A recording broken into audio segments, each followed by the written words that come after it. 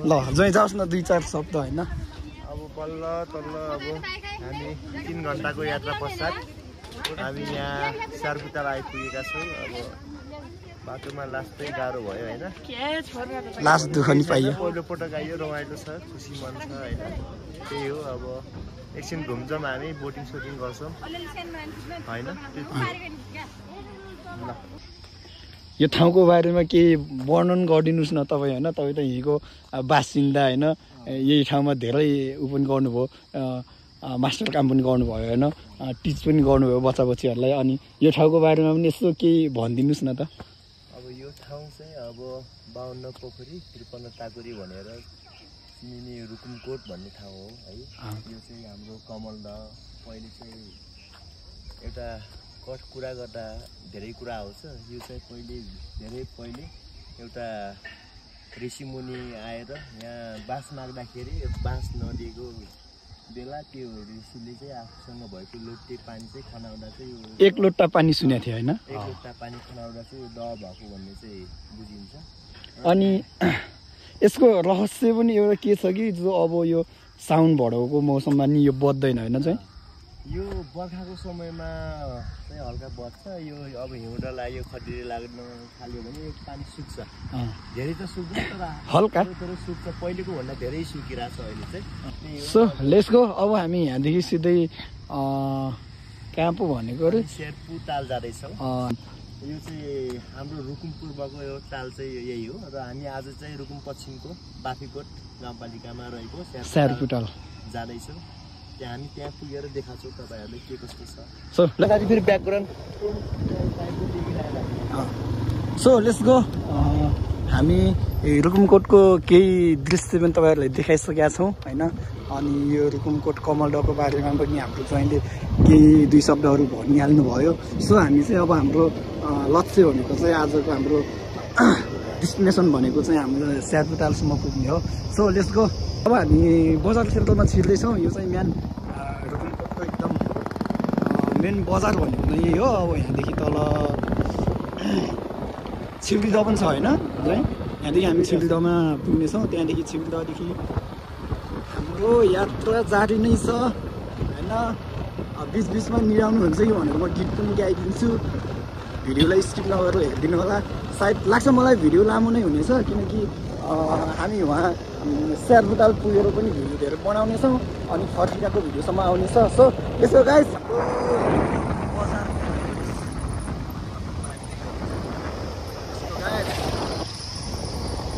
झमझम तर्कियो पानी जोगायो छाताले सेकेर।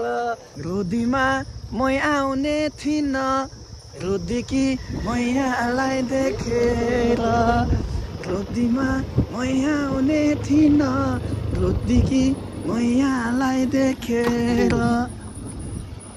सो हामी फाइनली बजार क्षेत्रमा छिरिसकेका छौँ। हाम्रो दिदीबहिनीहरू दाजुभाइहरू होइन, राम्री राम्री पनि छ रुकुमकोटमा नानीहरू। सो दिस इज पर्व ब्याङ्क गाइज होइन। यहाँ चाहिँ पर्व ब्याङ्क छ। रुकुमकोटको पर्व ब्याङ्क यही हो गाइज।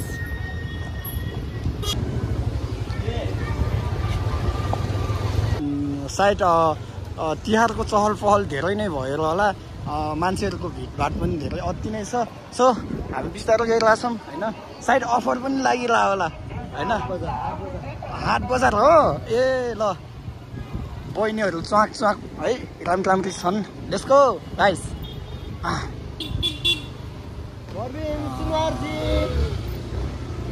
धेरै भिड नै छ। अब हामी रुकुमकोट पार गरेर अब हामी निस्किँदै आँटिसकेका छौँ।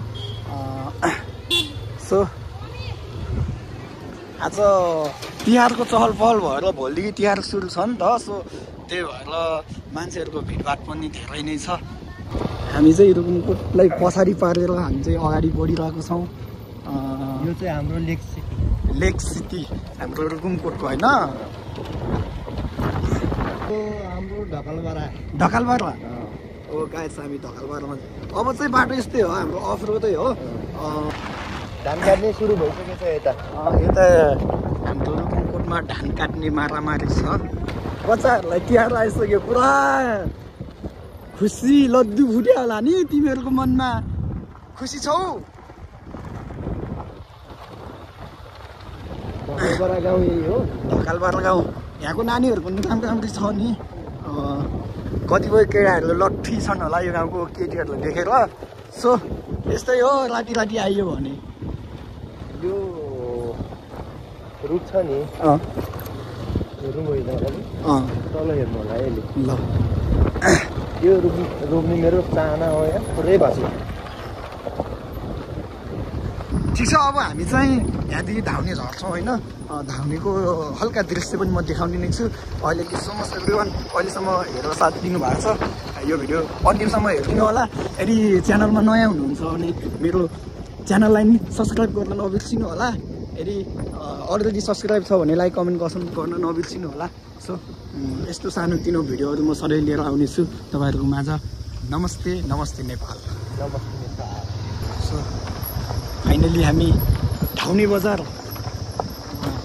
लगभग यसको 10-15 वर्ष अगाडि चाहिँ यहाँ पनि ठाउँ एकदम राम्रो नै थियो अहिले चाहिँ बाटो हाइवे बाटो माथिदेखि खोलेर यहाँ अलिक पछि परेको हो नत्र धाउने बजार पनि धेरै चम्किएको ठाउँ हो सो अब हामी चाहिँ यहाँदेखि सिक्दा फेरि तल झिलुङ्गे पुल होइन ब्रिज भन्छ होइन इङ्ग्लिसमा अब नेपालीमा चाहिँ अब झिलुङ्गे पुल अब धानेर न चाहियो धाने यार धेरै पाइसकेको रहेछ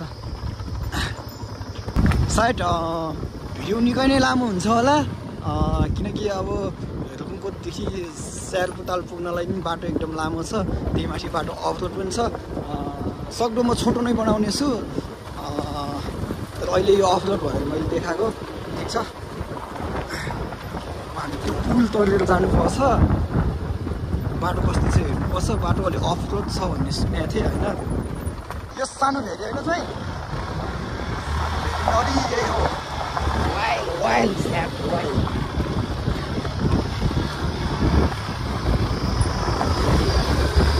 यो ब्रिजमा आइसकेका छौँ धौले यो ब्रिज पार गरेर चाहिँ हामी स्यारपुतालतिर लाग्नेछौँ सो अगाडि एकजना दाइ पनि हुनुहुन्छ हामीले स्वयंको राइडिङमा हामी ब्रिजमा चिल पारामा इन्जोय गरे होइन धाउने सानो भेरी नदी होइन सानो भेरी एफएम पनि छ नि चाहिँ होइन योमा त माछा पनि टन्नै हुन्छ आजभोलि नै यदि ठुलो छ भने पछि झन् योभन्दा ठुलो हुन्छ यो हाम्रो सानो भेरी भयो होइन ठिक छ हामी आइसक्यौँ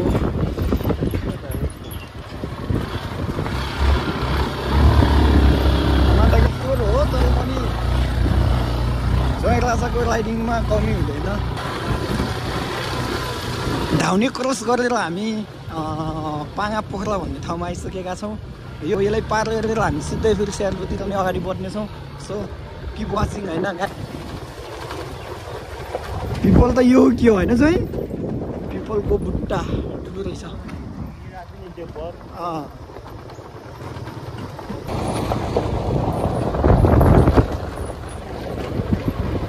उता मकै सुकाउनु भएको रहेछ मकै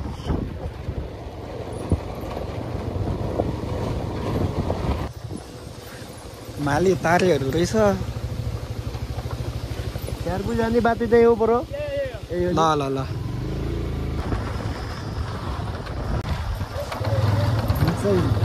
हामी चाहिँ लागिमा आइपुगेका छौँ होइन अगाडि दियो त गोरु भैँसी डर पनि लागिरहेछ जुत्नै खोजिरहेछ है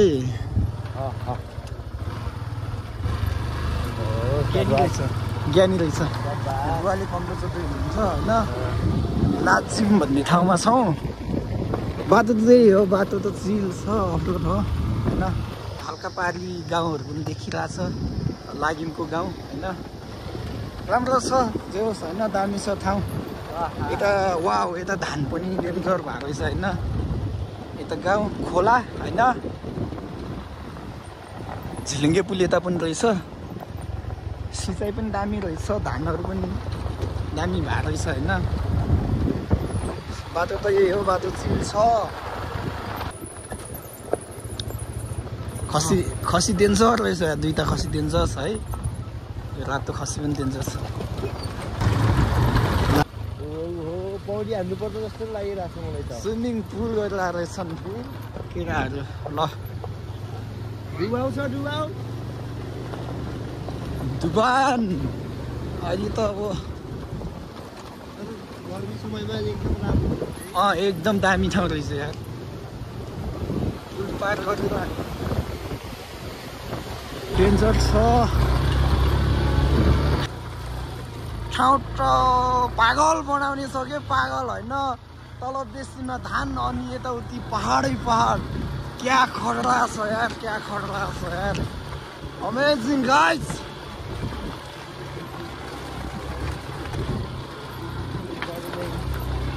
सुन्दरताको कमी छैन फाइनली होइन धेरै दुःख अनि धेरै सङ्घर्ष गरिसकेपछि अब हामी स्यारपुतालको नजिकै आइसकेका छौँ सो अब समथिङ लाग्छ होला 5 मिनट जतिमा चाहिँ हामी पुगिहाल्छौँ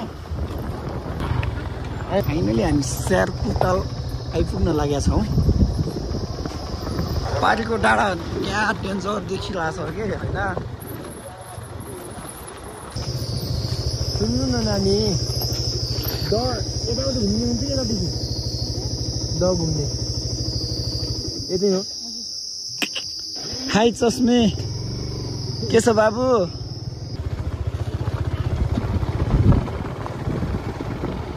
दामी रहेछ ठाउँ त है वाउ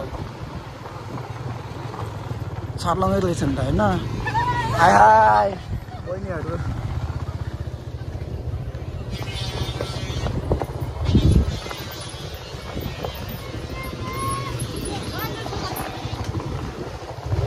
फाइनली गाइज फाइनली होइन हाम्रो स्यारपुताल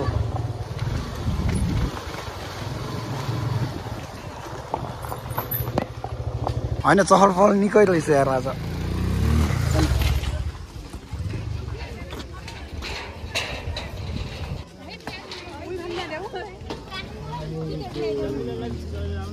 वाउ टोटल हाम्रो बहिनीहरू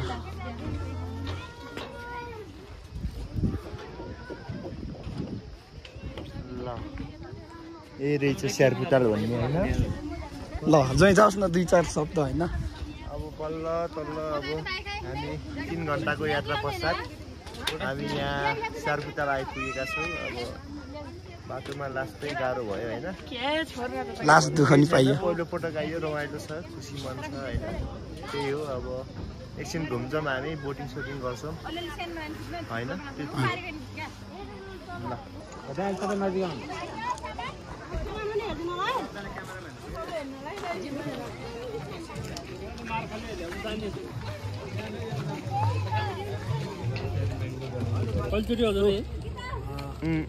नमस्ते स्यारपुताल होइन दिस इज यो स्यारपुताल सो भेरी नाइस होइन अति मिठो होइन साथमा म्याङ्गो जुस छ त्यो पनि अति मिठो ब्याकग्राउन्डमा स्यारपुताल छ समथिङ अराउन्ड हामी 5 घन्टा बाइक राइड गरेर आइपुगेको बाटो पनि एकदम अफ रोड थियो होइन अहिले चाहिँ डाइरेक्ट हामी पश्चिम टुकुम गएर खलङ्गा गएर जाने प्लान भयो किनकि अघिको बाटो एकदम अफ रोड थियो कि सो त्यही भएर अहिले चाहिँ पश्चिम टुकुम भएर जानेछौँ त्यही हो हेर्नुहोस् होइन हाम्रो म नि फर्स्ट टाइम पोलिसी हामी पनि फर्स्ट टाइम आएको त्यसै छ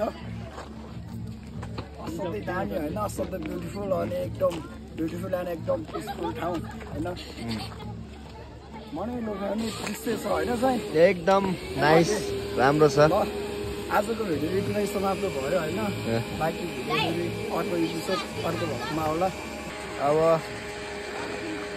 भिडियोको अन्त्यमा अब हामी चाहिँ जुस खाएर भिडियो अन्त्य गर्ने प्रक्रियामा छौँ अब यहीँ हुँदै हामी चाहिँ जाँदैछौँ अब यदि तपाईँहरू पनि रुकुमकोटदेखि स्यारपुताल आउने मन छ भने होइन आउन चाहनुभएको छ भने चाहिँ डाइरेक्ट खलङ्गा गएर खलङ्गाबाट आउनु होला किनकि यता बाटो एकदम अफ रोड छ हामी धेरै दुःख धेरै सङ्घर्ष धेरै कठिन अवस्था पार गरेर यहाँ आइपुगेको हो समथिङ 5 घन्टा राइड गरेर आएको अफ रोडमा सो यही हो होइन लाइक कमेन्ट गर्न नबिर्सिनु होला ल धन्यवाद।